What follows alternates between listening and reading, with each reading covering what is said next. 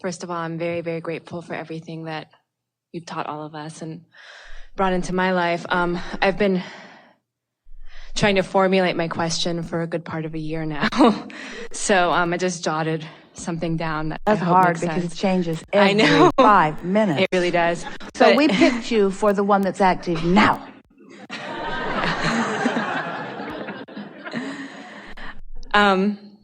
Well, I'm just going to peek for a minute because my mind just went blank. But how does your belief system or your alignment affect the cells of your body?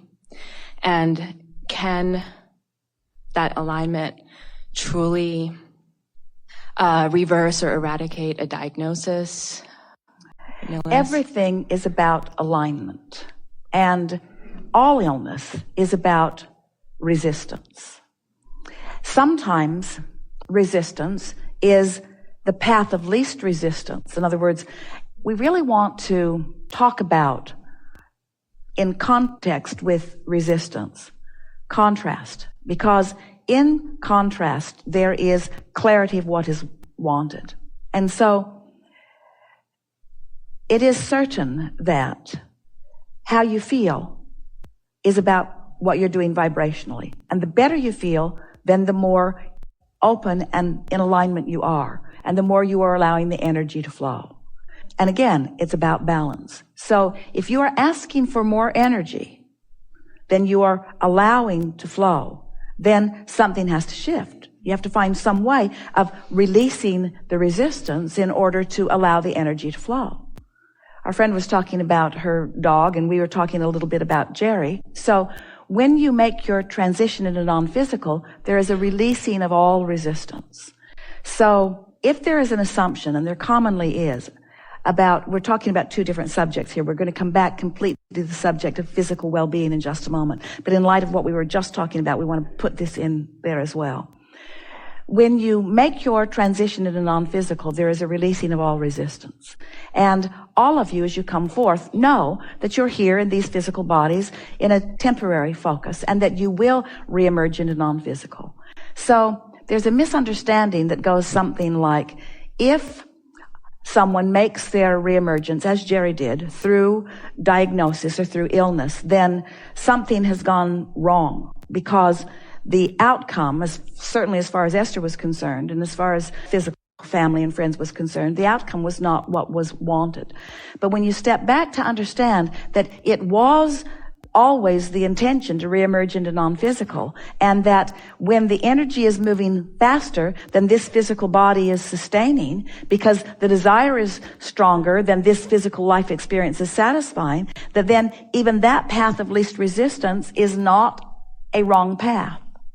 So I just want to sort of stick that in. It's always something that sticks in some of your vibrational craws that goes something like, is the death experience a right or a wrong experience? And you have different opinions about it. Our friend a moment ago said, well, I don't object to the idea of death. I just object to the idea of death of someone that I care about, or someone that I care about that is so young. Mm-hmm. So you put all of your limitations upon when it's right and when it's not right, and we say it is an inevitable experience that you get to choose from your combined non-physical and physical perspective the timing of. Now back to the subject of physical wellness. Yes, the cells of your body are responding first and foremost to what you're doing vibrationally. And illness is always about energy moving faster than is being allowed. That's always what it is. It's always about energy being summoned, achieving a faster rate of energy than you are allowing. And you know that. You know what resistance is. The train that goes through the valley that Esther can see from her house in California, every couple of years they send a machine down that track that has a tight grip on the rails in order to clean the rails. And the resistance is such that it makes a big rooster tail that flies high into the sky. And they always do it at night. And the neighbors all gather around to watch this fascinating rooster that goes very slow. And the resistance is such that it makes big sparks. It's really fun to see. So you understand resistance. Resistance is the slowing of energy. It's a slowing of something. So, yeah, the answer is yes. So then what are you going to do about it? What do you do about resistance?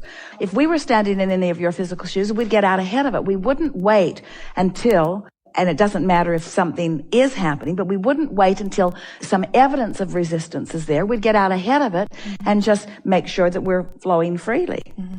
And then not only do you feel better, but your physical body is performing better and feeling better. You have more energy, you have more stamina, you have more flexibility, you have more physical comfort, you have more of a delicious relationship with your body, you are more sensual, your physical senses are more keen, everything looks brighter, you can hear better, you can smell better, and everything about your physical body is enhanced the less resistance that you have going on in your physical experience. So that's always the answer to feeling good. Mm-hmm. And manifestations are always the evidence of how you're feeling. No exceptions.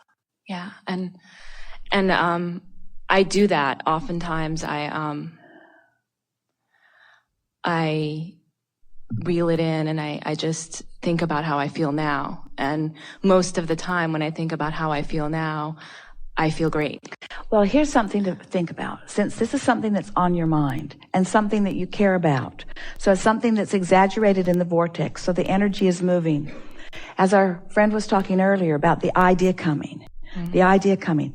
Well, sometimes when that idea comes, in fact, often when that idea comes, it's that source energy perspective wanting to call your attention to how good you feel.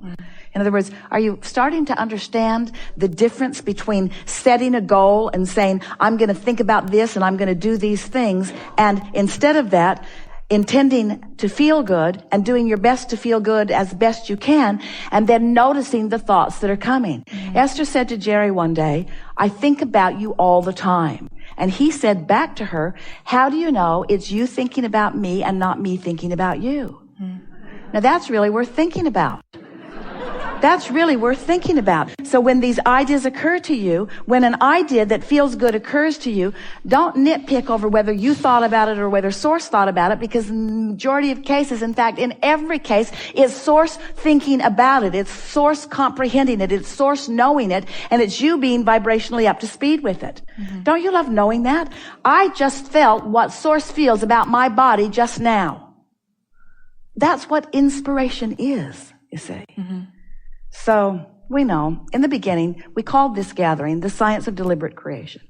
And you all got so carried away with it. Deliberate. We said the basis of this philosophy is freedom and growth and joy. It's the basis of your life. And you said, yes, freedom and growth. Freedom and joy and growth.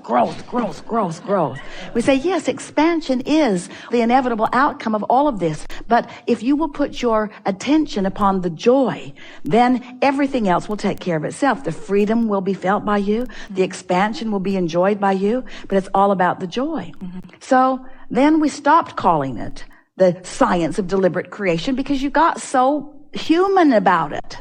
You made it hard. You made lists. You got too much on your to-do list and not enough on your to-feel list. You got too much on your action list and not enough on your energy list. You cared too much about what you were observing and not enough about what you were feeling about what you were observing. So then we began calling it the art of allowing. And it is an art. It is an art because it's something that you practice and you get better and better and better and better and better at it.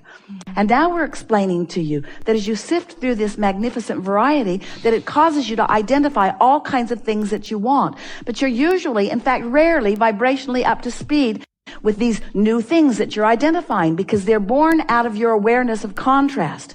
And so you know what you don't want and what you do want, and you know what you don't want, and you know what you do want, but you're standing in the not yet manifestation of it, and so you're flowing this rocket of desire, but you're not up to speed with that rocket of desire, but you put it in the vortex and Source is on it, and law of attraction is responding to it, and the cooperative components are being gathered. Here it all is, it's being gathered. And so now the only question is, thus the title, Art of Allowing, what's your relationship ownership with this vortex. Are you allowing it or are you denying it? Are you allowing it or you're resisting it? And you can tell by the way you feel whether you're up to speed with it or you're not. So now we want you to not worry about anything, and we want you to try to get up to speed with the vibration. Well, how do I know if I'm up to speed with it? Well, first of all, it'll manifest, but then there's no point in talking about it because you really know it. Once it manifests, it's done. It's really done before it manifests, but you don't want to call it done until it manifests. So how do you know you're up to speed with it? Well, you can tell by the way you feel. So then you say, okay, we'll care about how we feel so that we can get the stuff out of our vortex and into our life. And we say, that's not what we meant. It is what happens, but it's not the way we want you to look at it. Because when you look at it that way, now your awareness is on the fact that it's in the vortex and not out here where you can see it and hear it and smell it and taste it and touch it. So now once again, you're introducing resistance into the subject because you're keeping score of the manifestation. So now we say, if you will just focus on how you feel, if you will care about how you feel, if breathing deep feels good to you and you will do it regularly, you'll practice the ownership of a high vibration. If quieting your mind feels good to you, you will practice the vibration of a higher vibration. You want to practice absence of doing that thing you do that brings your vibration down. So then we resurrect this old analogy that we offered in the very beginning days that Esther was allowing us to flow through her in this way.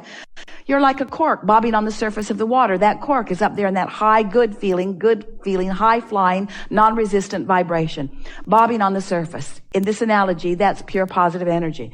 You can hold the cork under the water. But when you let go of it, when you get distracted from whatever it is that's causing you to hold it under the water, the cork bobs right back to the surface. But you all have a hard time accepting that. You keep thinking, it's almost like the questions you ask are, okay, Abraham, my cork's under the water. What can I do to get it up there? What can I do? What can I do? Is there a mechanism? Is there a contraption? Is there something we could put under the sea that will push that cork up? What can I do to get that cork to go up? Because it's under the water. And we say, let go of it. And you say, oh, that's far too simple. There's got to be way more than that. Anybody can just let a cork float. I've paid $195. Anybody can let a cork float. I don't know what to do. And we say, we want you to just relax. We want you to accept the well-being of your experience. We want you to understand that you're supposed to float. And when you're not, it's because you're doing something that's keeping you from floating. And if you will stop doing whatever it is that's keeping your cork from floating, you'll feel better immediately. And if you keep practicing that feeling, your cork will float. And then into your grid, into your point of attraction, will flow the ideas and the inspiration and the relationships, and the delicious exposure to life experience, just the way you knew it would be. Really good. Thank you. Yeah.